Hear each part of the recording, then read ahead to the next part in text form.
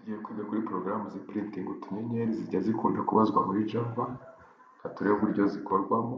Ujya hano kuri application wari wakereye ukaza new class, tugiye kwepurima star, kanda enter, ugashyiramo ya main function yawe ni public static void main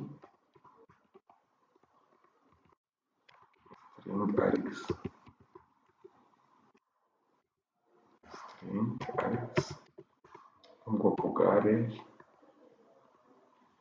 ugafungura ukongera ugafunga. Ibanga rero ni ugufata loop imwe ukayishyiramo imbere mu yindi. Turabanza dukore loop ya mbere, dushaka utunyenyeri dutanu twa nyuma.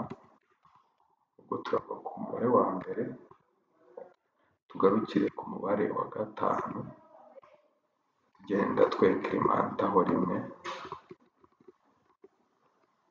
Imaze kubabwira ko ufata loop imwe ukayishyira mu yindi, kopi ya loop ya mbere ukayishyira mu yindi, ariko kandi ugahindura variable kubera ko a yamaze gukoreshwa, ushyiraho b.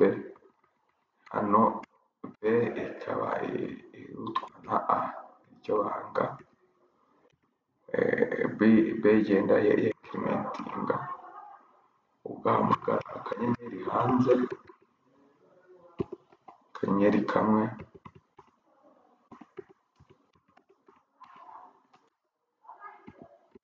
shyiramo akanyenyeri kamwe, niko kameze gutya. Hano ntakoresha print line, ukoresha print kugira ngo tugume ku murongo umwe. Ahubwo iyo usohotse hano hanze uhamagara print line kugira ngo tujye ku wundi murongo. Uhamagara print line irimo ubusa, ukaba ubonye porogaramu yawe y'utunyenyeri. Reka nyiraninge murebe uko imeze. Print line urabona ko ikosohotse, reka turebe. Urabona ko porogaramu yanjye imeze nk'uko twayivuze. Murakoze cyane.